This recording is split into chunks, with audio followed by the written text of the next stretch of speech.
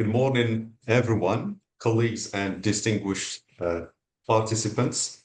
As you can see, the topic of my presentation is about how to tell teaching in Moroccan higher education challenges and adaptive strategies in English language teaching. So, for those of you who don't know me, my name is Rachid El Yazidi. I'm an associate professor at Moroccan University, the Faculty of Juridical, Economic, and Social Sciences. I speak Arabic, French, Spanish, and English language. And maybe the topic indeed of this conference is quite pertinent and relevant to my case as a professor of English language outside the Department of English Language. Actually, I'm not teaching English at the Department of English Language at the School of Arts and Humanities, but I'm teaching English in another faculty. It's the Faculty of Law and Economics. So that's why, as I said, maybe this topic it interests me a lot. I would like to begin with this, let's say, thought-provoking quote by Linda Hobbs. It reminds us that across the globe, many teachers find themselves teaching, I would say, subjects outside their specialization, not because they choose to, but actually because systems often require it or demand it. So this quote captures the essence of global educational paradox, why teachers are the backbone of education. Many are placed in situations that stretch their professional, I would say, boundaries and test their, let's say, confidence and identity. So I share insights from Morocco where this phenomenon is increasingly evident, I would say, particularly in English language teaching. Through this lens, we will explore not only the challenges, but also the resilience, creativity, and adaptive strategies of teachers who step into out-of-field roles. To guide our discussion today, let me briefly outline the structure of my presentation. To better understand the Moroccan case, we need to situate it within the global picture of out-of-field teaching. So the term out-of-field teaching, as defined by Professor Hobbs in 2013 and later expanded by UNESCO in 2023, refers to situations where teachers are required to teach subjects or grade levels for which they haven't received specialized academic training or kind of certification. So this is not an isolated or local issue. It is a global educational reality indeed. So across continents, schools and universities face challenges and problems in staffing, let's say, qualified teachers, especially in critical subjects, areas like English, like science, like mathematics, like physics, and so on. So some of the key causes are systemic, indeed, as I mentioned. For example, persistent teacher shortages, especially in fast expanding education systems. Rural and remote schools struggle to attract specialized teachers. Policy and deployment gaps where teachers are assigned based on availability rather than specialization. And increasingly, economic institutional pressures that, let's say, push administrators to rely on flexible staffing arrangements. So according to UNESCO's 2023 Global Educational Monitoring Report, this issue significantly undermines, let's say, the global, or sorry, I would say the objective or the goal of quality education. So while it affects almost all countries, it is most acute in developing contexts like in Morocco, so where teachers' preparation and continuous professional development remain under-resourced. So understanding this global dimension helps us see Morocco's experience not as an exception, but as part of a much broader international model or pattern. So it also provides, sorry, a framework for comparing how different systems are coping and innovating. To bring the discussion closer to its context or to home, Morocco offers a compelling example of how national expansion in education can uh, unconsciously or unintentionally intensify the outer-felt phenomenon. So over the, let's say, the past 2 decades, Morocco has witnessed a rapid expansion of higher education institutions.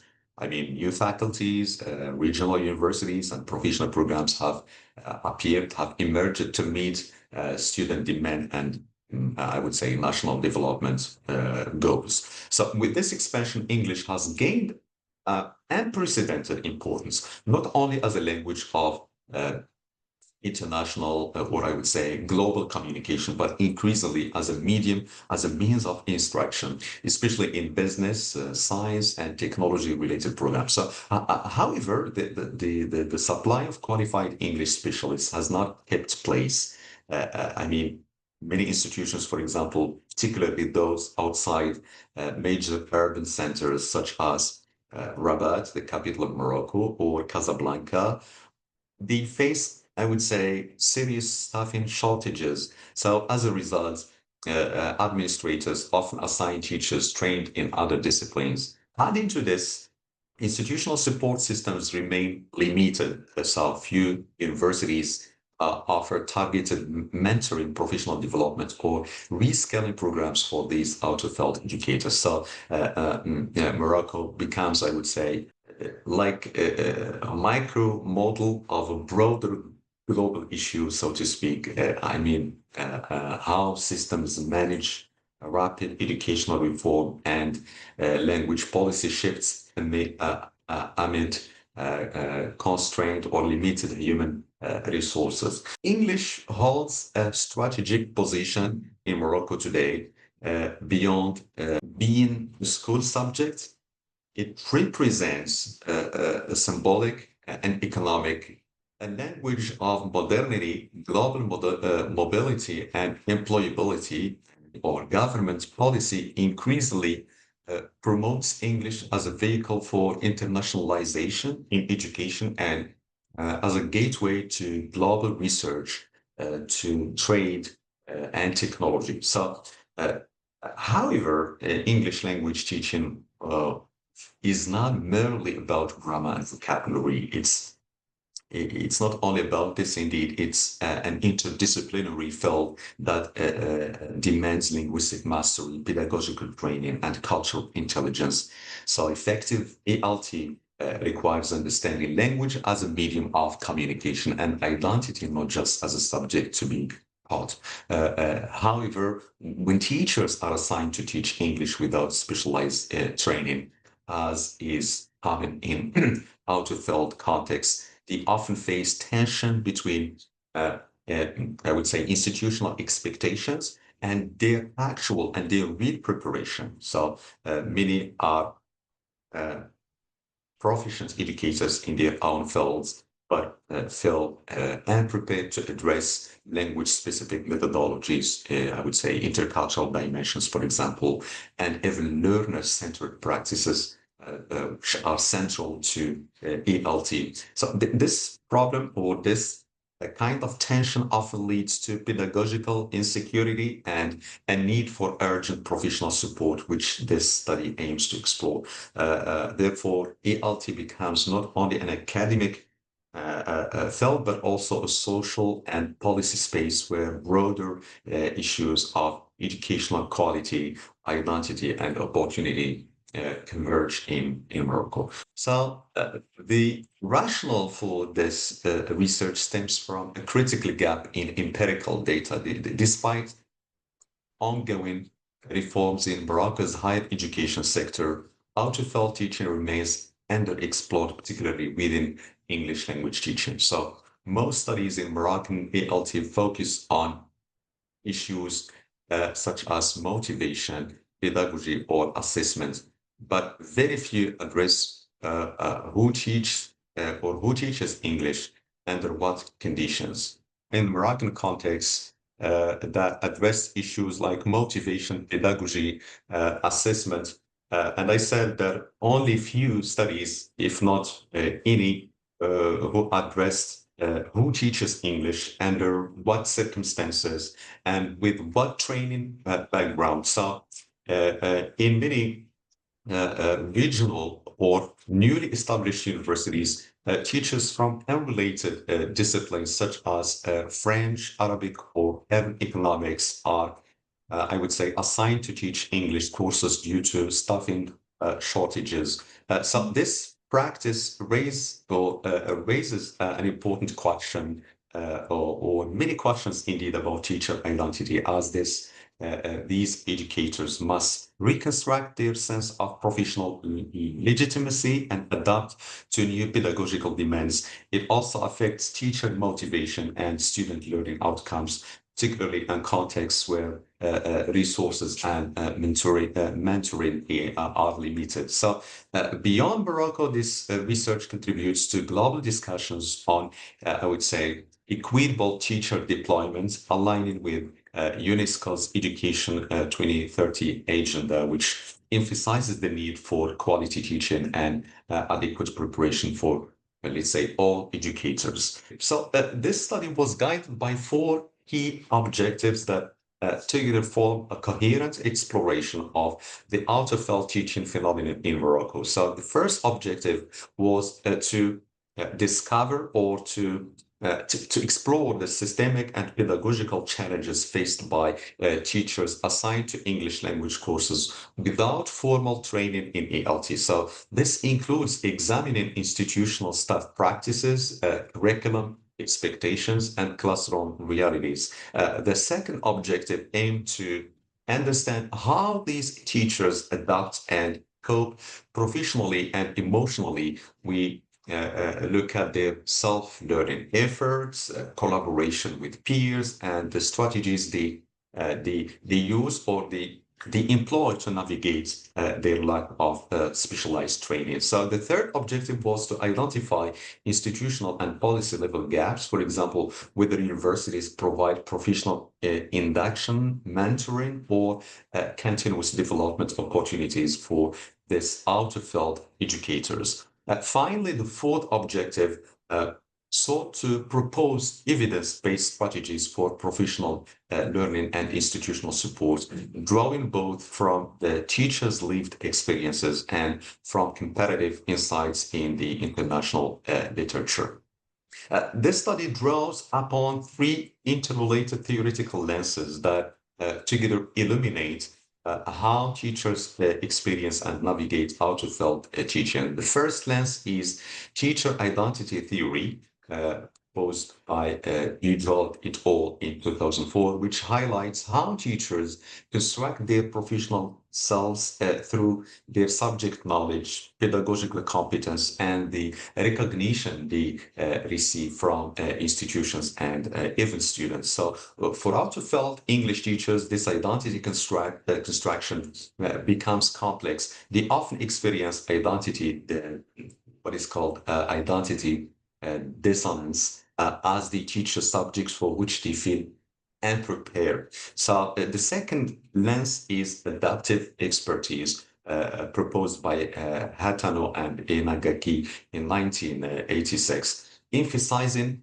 how teachers learn to adapt creatively to new or uncertain teaching contexts. So in this case, out-of-field teachers display remarkable flexibility, learning English teaching methods informally, modifying materials and relying on, I would say, peer collaboration or online resources to fill knowledge gaps.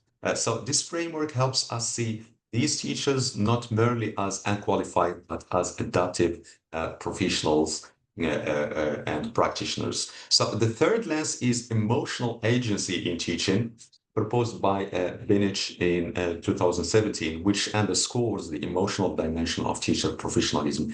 Teachers manage feelings of inadequacy, anxiety, and resilience as they navigate systemic limitations. So emotional agency is what allows them to sustain motivation and continue improving despite external challenges. So to explore how out-of-field teaching is experienced and negotiated in Moroccan higher education, I adopted a qualitative case study approach This approach is particularly suited for examining context-specific phenomena that are deeply, let's say, embedded in institutional and cultural realities. My goal was not to generalize statistically, but to capture the nuanced experiences, emotions, and coping mechanisms of teachers assigned to English courses outside their field of specialization. So the study involved 12 university teachers drawn from different Moroccan higher education institutions, including regional and less resourced, let's say, universities. Most of these teachers originally specialized in French studies or Arabic literature or even the social sciences. However, they were tasked with teaching English due to staff shortages or the lack of teachers or even curriculum demands. So data collection relied on semi-structured interviews, allowing participants to share their professional, let's say, trajectories, challenges, and adaptive strategies in depth. I complemented this with institutional documents such as course assignment records, recruitment policies, and faculty training guidelines to better situate their narratives with broader systemic practices. So for data analysis, I employed a thematic coding followed by an interpretive analytical process aimed at identifying recurrent themes related to teacher identity construction, adaptation, emotional management, and institutional support. So this interpretive approach made it possible to connect individual experiences with structural factors like policy gaps, workload pressures, and professional development opportunities.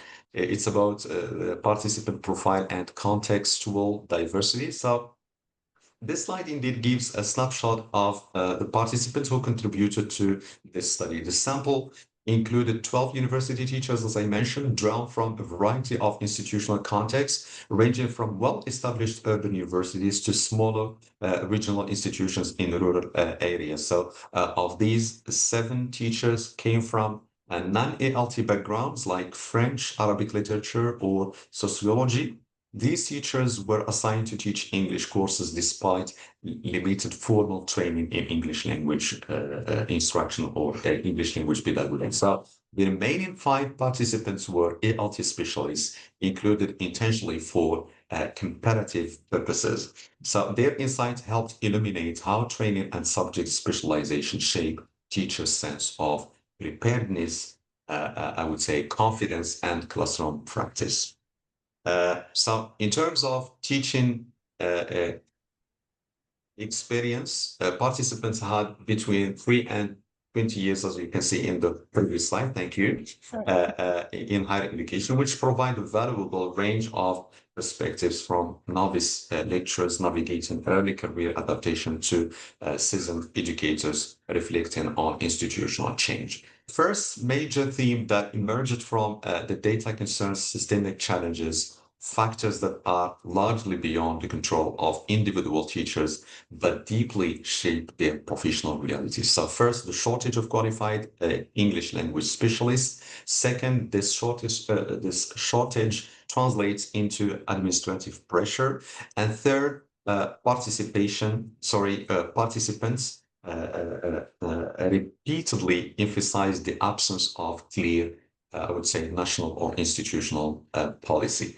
The second theme centers on pedagogical and identity-related challenges experienced by out-of-field English teachers. So many participants describe difficulty in designing communicative or interactive lessons. Another recurrent issue was limited linguistic proficiency and confidence. So some teachers reported being, let's say, anxious about their pronunciation, spontaneous speech, or grammatical accuracy. And consequently, many teachers relied on traditional grammar translation approaches. So also participants noted student disengagement, particularly when learners sensed their teachers' hesitation or over reliance on written materials. This third finding highlights the identity and confidence dimension of out-of-field English teaching, a deeply personal I would say, yet professionally significant challenge because many participants describe the form of identity dissonance where their academic training and teaching assignments did not align. Let me give you an example. Teachers trained in literature or sociology sadly found themselves expected to design English language courses and assess linguistic competence. So this, I would say, this mismatch produced feelings of uncertainty and professional tension. We will move to slide 15. Sorry, running short of time. This is why I'm trying to speed up. Perfect. Turning to the student's perspective, the data reveal a mixed picture. So, first, many students reported inconsistency in course delivery, where a class happened to be taught by an ALT specialist. Students described more interactive lessons, clear language learning objectives, and I would say consistent assessment practices. Second, this variability translated into lower satisfaction and in some cases, poorer achievements. And importantly, the picture is not, I would say, uniformly negative. We identified positive expectations where out-of-field teachers, through remarkable commitment, creativity, and rapport building, mitigated knowledge gaps. And these teachers use strategies such as project-based tasks, collaborative learning, extra office hours, and selective use of, let's say, digital resources to scaffold students' learning. Despite the structural and pedagogical challenges, many teachers demonstrated strong agency and initiative in adapting to their roles. So many participants engaged in self-direct learning. Others turned to peer observation and informed mentoring. In some faculties, teachers began forming cross-disciplinary learning communities where collaboration between English and non-English specialists fostered a kind of mutual growth. Despite also the structural and pedagogical challenges, an adaptive strategy detected or observed that was observed was the let's say the strategic use of digital AI and other platforms or powered platforms. So teachers who lacked formal ALT training often turn to some tools like Rosetta Stone that has been adopted recently in some universities. And so they resort to this tool, for example, for pronunciation and grammar practice. We're talking about Grammarly for academic writing support and even ChatGPT for lesson planning ideas for stimulated classroom dialogue. So these technologies acted as a form of scaffolding. Beyond digital or pedagogical adaptation, many participants engaged in emotional and identity work. So they learned to manage self-doubt and reconstruct their sense of professional worth.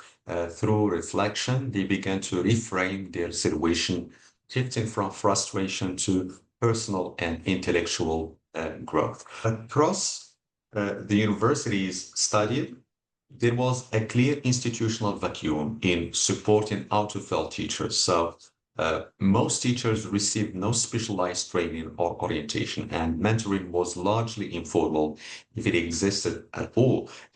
Moreover, their efforts often went kind of unrecognized. I mean, uh, no career incentives, no formal acknowledgement in workload or promotion. And this lack of support fosters professional isolation and can lead to kind of what we call the burnout, ultimately affecting both teaching quality and student learning outcomes.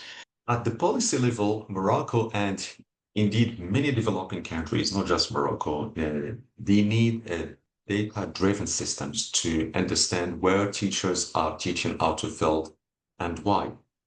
Institutions could introduce re-specialization programs or micro-credential pathways to equip these teachers with targeted ALT skills. Additionally, embedding awareness of out-of-field teaching in both pre-service and in-service teacher education ensures that educators and leaders recognize and address the issue early. And finally, a collaborative governance model, linking or kind of making a link between universities, ministries, and local authorities can ensure that policies are responsive and contextually, let's say, grounded. To complement policy reforms, we must focus on professional learning that genuinely meets teachers where they are. Professional development must be tailored to address linguistic, methodological, and cultural gaps specific to English language teaching. Moreover, blended training models work best when we combine face-to-face workshops with, for example, MOOCs or AI-based platforms that ensures flexibility and sustainability. And last but not least, institutional partnerships with international platforms and local training centers can provide global resources while maintaining local relevance. And finally, mentorship networks within departments can foster continuous development, continuous growth, and mutual support among out-of-field teachers. This framework brings together all key elements of sustainable teacher support. So the first pillar, policy reform. The second, professional learning, which highlights ongoing training combining, as I said, linguistic, pedagogical, and digital dimensions. And the third pillar, or backstone, is the institutional mentoring, which ensures that support is localized. Teachers learn from peers and their efforts are kind of recognized. Why this study focuses on Morocco, the findings resonate across many developing countries facing, I would say, similar problems, similar challenges. In other words, shortages, as I mentioned, of qualified teachers, rural staffing difficulties, and minimal institutional support. So Morocco serves as an illustrative case of teacher resilience and adaptation, showing how educators navigate systemic gaps while maintaining classroom effectiveness.